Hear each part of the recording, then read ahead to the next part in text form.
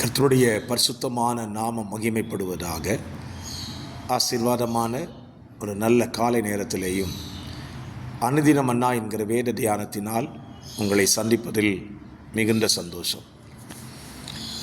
கிருபையாய் கர்த்தர் நமக்கு ஒரு நல்ல நாளை கூட கூட்டி கொடுத்திருக்கிறார். இந்த நாளுக்காக கர்த்தருக்கு நன்றி சொல்லுவோம்.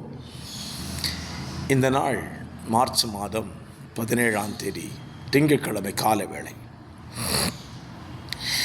இந்த காலவேளை தியானத்திற்காக லேவியராகமம் 7ஆம் அதிகாரத்தை தியானத்துக்கு எடுத்துக்கொள்வோம். இந்த அதிகாரத்தில் 38 வசனங்கள் இருக்கின்றன. இந்த அதிகாரத்தில் குற்ற நிவாரண பலியை குறித்தும்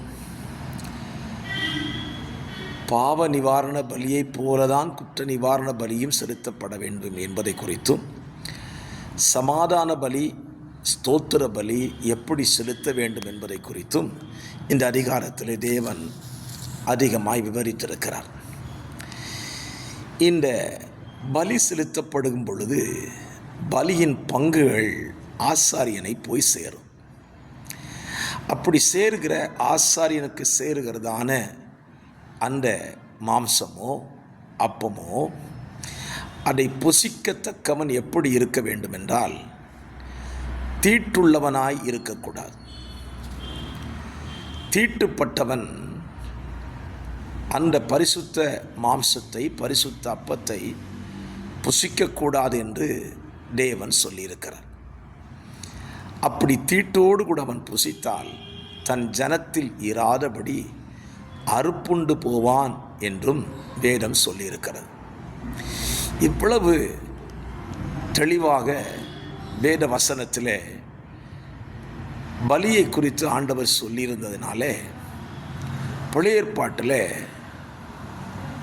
பரிசுத்த அப்பத்தை தாவீது அபிமெலேக் என்கிற ஆசாரியனிடத்தில் கேட்ட பொழுது அதை அவன் கொடுக்க மறுக்கிறான். காரணம், தீட்டுள்ளவர்கள் அதை புசிக்கக்கூடாது, அது பரிசுத்த அப்பம் என்று சொல்லுகிறான். இன்றைக்கும் தேவனுடைய பரிசுத்த அப்பத்தை புசிப்பதற்கு தேவன் இதையும் எதிர்பார்க்கிறார். பரிசுத்தத்தோடு தான் தேவனுடைய மாம்சத்தையும் இரத்தத்தையும் பானம் பண்ண வேண்டும்.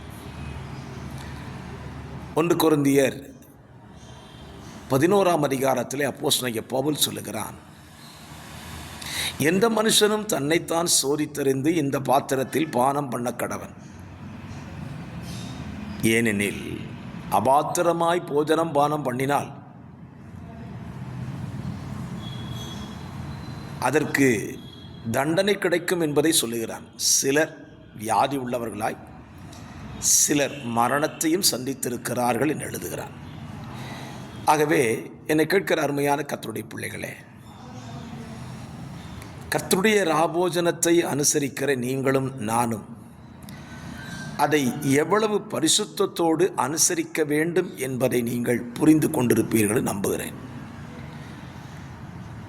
எப்படி வேண்டுமானாலும் ராபோஜனத்தை எடுத்து விடலாம் என்று நினைக்காதிருங்கள், அது தவறு. அதற்கென்று ஒரு பிரமாணம் இருக்கிறது. அந்த பிரமாணத்தின்படி நாம் கடைபிடிக்கும் பொழுது அது நமக்கு ஆசீர்வாதமாய் மாறுகிறது. பிரமாணத்தை நாம் மீறி செயல்பட்டால் அது நமக்கு தண்டனையாய் மாறிவிடுகிறது. தீட்டுள்ளவன் புசிக்க வேண்டாம் என்று தேவன் தெளிவாய் சொல்லியிருக்கிறார். இதிலே பிசாசு ஒரு காரியம் செய்வான் பாருங்கள். நீ தீட்டாய் இருக்கிறாய், ஆகவே திருவிருந்து எடுக்க வேண்டாம் என்று உன்னை தள்ளி போட்டு கொண்டே இருப்பான். தீட்டாய் இருக்கிறவனுக்கு பிரமாணம் இருக்கிறது. தன் தீட்டை நீங்க சுத்திகரித்து கொண்டு பிற்பாடு அந்த போஜனத்தில் அவன் பங்கு பெறலாம். தீட்டாயிருக்கிறேன் என்று தள்ளிவிடுவதற்கல்ல, தன்னை சுத்திகரித்துக் கொள்வதற்கு வேதம் நமக்கு ஆலோசனை சொல்லுகிறது. ஆகவே நீங்கள் எடுக்கிறதான கர்த்தருடைய பந்தியிலே பரிசுத்தத்தை கடைபிடியுங்கள். ஒருவேளை பரிசுத்த குலைச்சல் உங்களில் வந்திருந்தால் அதை சுத்திகரிப்பதற்கு தேவ சமூகத்தில் அமர்ந்து ஜெபித்து உங்களை கழுவி சுத்திகரித்து கொண்ட பின்பு அந்த திருவிருந்து ஆராதனையில் பங்கெடுப்பது எத்தனை நல்லது. இதனால்தான் ஆதி பெந்தெக்கோஸ்தே அனுபவத்தை சார்ந்த நம்முடைய முற்பிதாக்கள் திருவிருந்து கலந்து கொள்வதற்காக 3 நாட்கள் சுத்திகரிப்பின் கூட்டம் ஒன்று வைப்பார்கள். இன்றைக்கும் சில சபைகளில் அதை கடைபிடிக்கிறார்கள். அநேக சபைகளில் இது சடங்காச்சாரம் என்று சொல்லி விட்டார்கள். நான் சொல்லுவேன், சடங்காச்சாரம் அல்லவே. நம்மை பரிசுத்தப்படுத்திக் கொள்வதற்கு நாம் எடுத்துக்கொள்ளுகிற முயற்சி அல்லவா அது.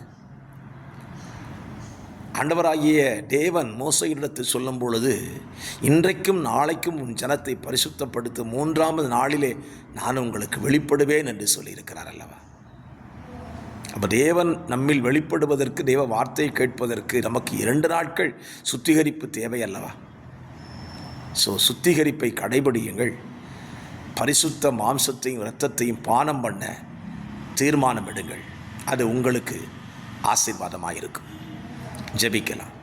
பரிசுத்தமுள்ள நல்ல பிதாவே, இந்த காலை நேரத்தில் தியானித்த வேத வசனத்தின்படி தீட்டுள்ளவர்களாய் உம்முடைய பந்தியை நாங்கள் எடுக்காதபடி பரிசுத்தம் உள்ளவர்களாய் அதை அங்கீகரிக்க எங்களுக்கு கிருபை தாரும். இரட்சகராம் இயேசுவின் நாமத்தில் தாழ்மையோடு ஜெபிக்கிறேன். ஜெபம் கேளும் நல்ல பிதாவே. ஆமென். ஆமென். God bless you.